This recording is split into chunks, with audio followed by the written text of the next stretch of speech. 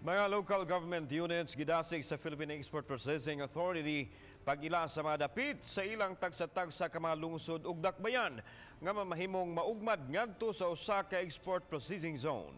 Si Luan Mirondina sa report. Gibuksan kaganihang buntag ang duha ka adlaw nga technical planning workshop on special economic zones development mapping for local government units.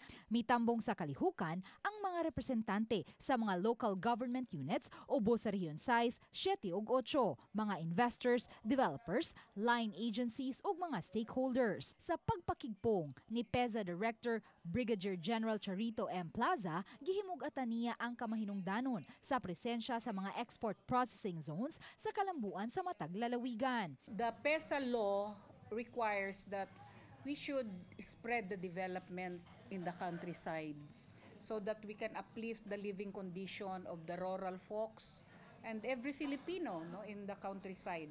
So ito yung programa ng PEZA that will respond to also attain economic balance.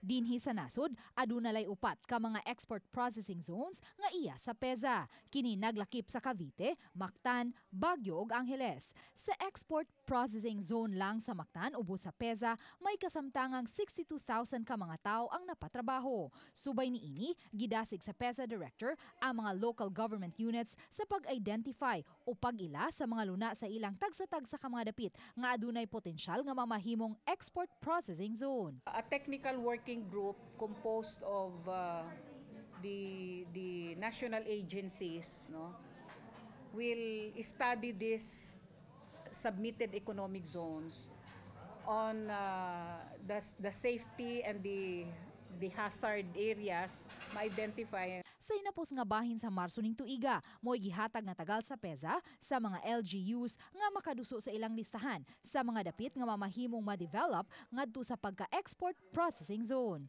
Philippine Economic Zones Map.